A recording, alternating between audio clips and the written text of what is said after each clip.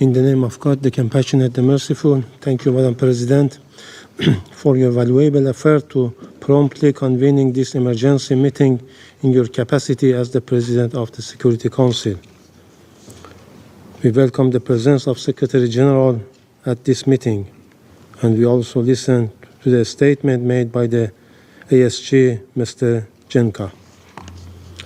We appreciate all those members who have chosen to stand on the right side of history and thus strongly condemned the act of aggression of the United States and the Israeli regime against my country.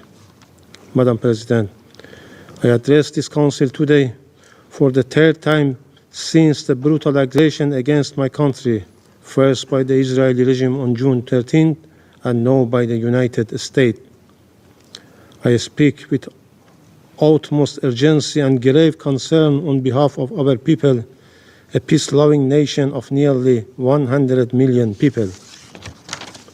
Today, another stain was recorded in the political history of the United States. After the illegitimate Israeli regime failed to do the worst dirty work, Trump was forced in the early hours of Sunday, June 22, to personally carry out the most sordid part of this vile agenda. Once again, the internationally wanted war criminal Netanyahu succeeded in hijacking U.S. foreign policy, dragging the United States into yet another costly, baseless war. America has once more recklessly chosen to sacrifice its own security merely to safeguard Netanyahu.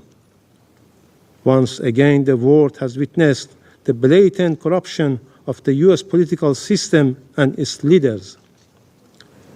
As an independent, peace-seeking nation, the Islamic Republic of Iran had repeatedly warned the warmongering U.S. regime to refrain from stumbling into this quagmire.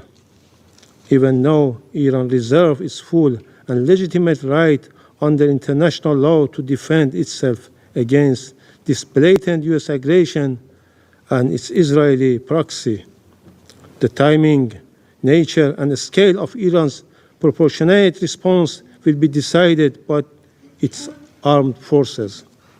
Throughout history, the resilient and united Iranian nation has withstood deeper wounded and faced more vicious enemies, and this time too.